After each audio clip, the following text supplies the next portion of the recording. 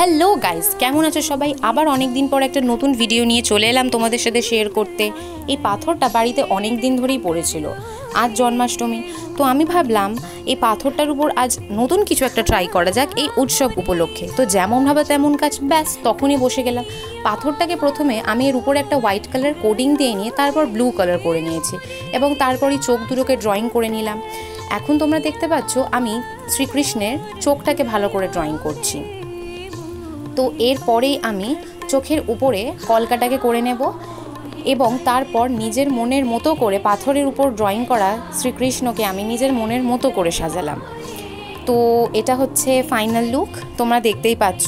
তোমরা অবশ্যই কমেন্টের মাধ্যমে জানিও যে তোমাদের এই পাথরের উপর ড্রয়িং করা কৃষ্ণটাকে কেমন লেগেছে। ভিডিওটা ভালো লাগলে অবশ্যই একটা লাইক করে দিও এবং চ্যানেলটাকে সাবস্ক্রাইব করে পাশে থাকা বেল আইকনটা প্রেস করে দিও এবং কমেন্ট বক্সে রাধে রাধে কমেন্ট করতে ভুলো না।